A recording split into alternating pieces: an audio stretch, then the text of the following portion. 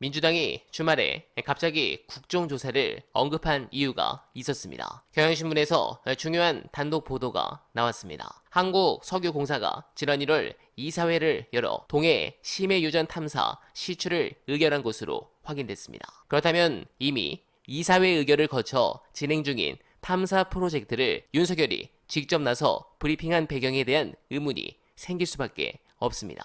그래서 윤석열의 브리핑이 오히려 프로젝트 진행에 불확실성을 키웠다는 지적이 나올 수밖에 없는 상황입니다. 해당 부분은 당연 이것 말고도 여러 문제가 있는 상황이지만 가장 큰 문제는 바로 두창희 본인입니다. 현재 다수 국민들은 액트조조차 불확실성이 크다며 시추해봐야 안다고 말할 정도입니다. 그런데 한국 정부와 대통령은 흥분을 감추지 못하고 좋은 점만 강조합니다. 국민의 불신이 커지는 이유입니다. 더구나 윤은 국민의 신뢰를 잃은 상태입니다. 이미 숱한 거짓말이 탄로났고 잼버리 파행과 엑스포 유치 실패 등으로 무능이 입증됐습니다. 그런데도 오만과 독선으로 일관하며 반성을 모르고 폭주하고 있습니다. 여당의 4월 총선 참패와 20%에서 30%의 국정 지지율은 그 결과입니다. 본인과 부인이 모두 특검 수사를 받게 될 날이 멀지 않아 임기 단축론과 탄핵론이 공공연히 나옵니다. 이런 대통령이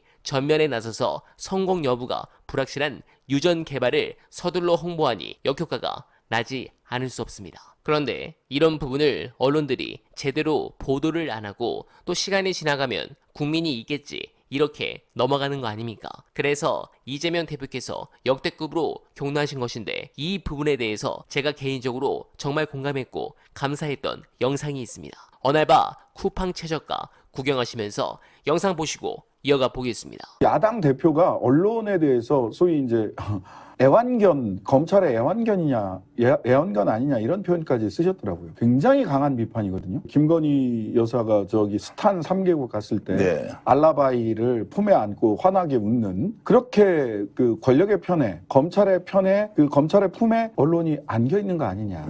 그런 생각을 국민들은 아마 이재명 대표의 말 속에서 떠올렸을 거예요. 자연스럽게. 이 사건뿐만 아니라 지금 그 검찰이 또는 법원이 검찰과 같은 주장을 하는 사람의 진술은 무조건 믿고 검찰의 주장을 탄핵하는 증언을 하거나 증거가 나오는 경우는 그럴 리 없다. 내지는 일부 또 이렇게 이제 판결문 보면 보통 이렇게 써 있습니다. 일부 다른 점이 있으나 큰 판단, 대세 지장이 없다. 이런 식의 이제 재판에서 판결문을 쓰는데 더군다나 더 이제 그 법률가가 봤을 때 납득하기 어려운 거는 뭐가 있느냐면 한 사람의 진술이 시간에 따라서 달리 판단이 된다는 거예요. 갑자기 이재명의 반대편 검찰 측의 주장과 부합하는 진술을 하는 순간 그 진술은 전부 다 증거로 채택을 했단 말이에요. 언론도 그 말이 진실이라고 이야기해요. 네, 공감합니다. 윤석열은 헌정사상 최초로 임기 내내 여소야대 대통령으로 남게 되었습니다. 남은 임기 동안 성과를 내려면 국회와